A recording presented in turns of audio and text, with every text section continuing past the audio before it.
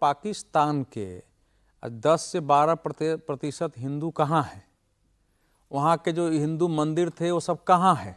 मंदिरों को तोड़ तोड़ के और उनको मार्केट में बहुत जगह तो फोटो तस्वीरें ऐसी आ रही है कि उसको शौचालय में परिणत कर दिया। बेशर्म देश है ये।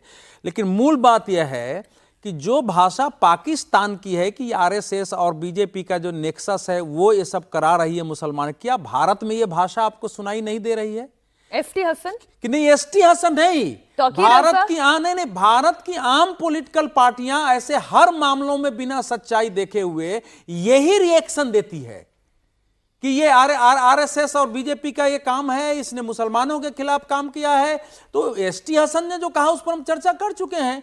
इस समय बहुत सारे यूट्यूब चैनलों पर जो चल रहे हैं, जो रिटायर्ड पत्रकार सब, आप देखिए क्या आवाज उठा रही है। तो पाकिस्तान भी वहीं से ले रहा है ना कि भारतीय पत्रकारों को वो कोट करता है यहां से लेकर, और वो बता रहा है जो तुर्कमान गेट में हुआ है। मैं आप दिखा रहे हैं संवेदनशील इलाके में, यही तो पूछना चाहता हूं कि ये इलाके संवेदनशील हो क्यों जाते हैं? जब अवैध कब्जे के विरुद्ध कार्रवाई होती है, माने रामलीला मैदान आपने कब्जा कर लिया हुआ है, सरकारी रिकॉर्ड में वो रामलीला मैदान है, उसको आपने कब्जा कर लिया, वो प्राइवेट कब्जा है, धार्मिक संस्थान भी नहीं है। कोई बारात घर बना के तो निजी कमाई कर रहा है ना, कोई डायग्नोस्टिक सेंटर चला के निजी कमाई चल रहा है, प्राइवेट लाइब्रेरी चला रहा है, जो कंपटीशन की तैयारी करने वाले लोग वहां आके तैयारी कर रहे हैं, उस पर कार्रवाई हुई है, कोर्ट के द्वारा प्रेस्क्राइब्ड कार्रवाई हुई है, और उसको लेके इतना दुष्प्रचार है। और कल मैं टीवी पर देख रहा था कहीं जिस ढंग से रिएक्शन है कि आखिर मुसलमान कब तक सहें, मुसलमान कब तक सहें, ये जो भाव पैदा हुआ है इसका सामना कैसे किया जाएगा? पुलिस मान लो खंगाल रही है, 100 नहीं 25, 30, 40, 45, 50 लोगों को गिरफ्तार कर लेगी।